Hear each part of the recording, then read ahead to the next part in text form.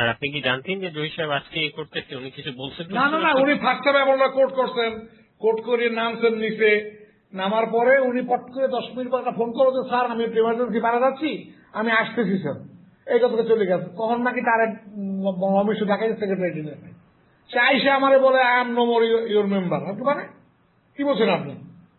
আসলে আপনি কোর্টে ওঠেন, আমি আসি আপনার সাথে দেখা করে যাবো, তবে আমি কোর্টে উঠবো না, আমি উঠতে পারতেছি না, উঠবো না। আমি কোর্টে উঠলাম, কোর্ট সাথে সাথে শোনা তো দেখো দেখো, তখন আমাকে বললো যে এরকম দেখাই নিল, দেখাই নিয়ে বললো যে রিজেন করলাম, দিয়ে আসলাম। আজকে স্বীকার পেয়েছেন উনি যে পরশুদিন রাত্রে ওনারা ডাকাইছিলেন বাসায়, এবং বাসায় নিয়ে বলতেছে আপনারা আমরা ইতে নেবো, ল কমিশনে নেবো, আপনি রিজেন দেন। আজ ডাকাই নিয়ে রেজুলেশন রাখে দিয়েছে একেবারে, এই ঘটনা। ল কমিশন দিলে খারাপ না, এটা ঠিক।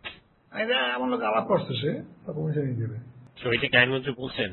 আমার আইনমন্ত্রী কইছে এটা ঠিক আছে।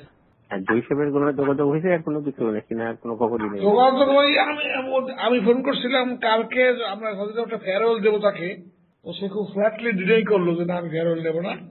আর একটা কথা বলছে যে আপনারা বলতে দিই, বাইরে বলবো না, সেটা হলো ওই বিল্ডিং আমি আর যাবো না। তো এটা তো ওনার আগের স্ট্যান্ড যে আমি মেডিকেল গ্রাউন্ডে চলে গেলাম, এটা লাগে মিলে না। কি করবো করেন? কারণ এই সেন্সটা যদি বাইরে যায়, যাবে না আশা করি, আমি তো বলবো না কারণই, তাই তো তার যে ভবিষ্যতের চাকরির কথা সেটা হইবে না।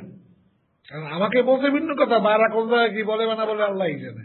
আমি তাহলে বলছি যে আপনি কোনো কথাবার্তাই বলবেন না কোনো সম্পর্কে, সিম্পলি আপনি স্টিক করবেন যে আমি ওই মেডিকেল গ্রাউন্ডে আসছি, যেটা ফ্যাক্ট, এছাড়া কিছু বলবেন না। কিন্তু আপনি এখন আমাকে যে ল্যাঙ্গুয়েজটা বললো, এই ল্যাঙ্গুয়েজটা যদি সে আর কারোর বলে তাহলে তার ক্ষতি হবে, তাই ওই চাকরিটা তার হবে না।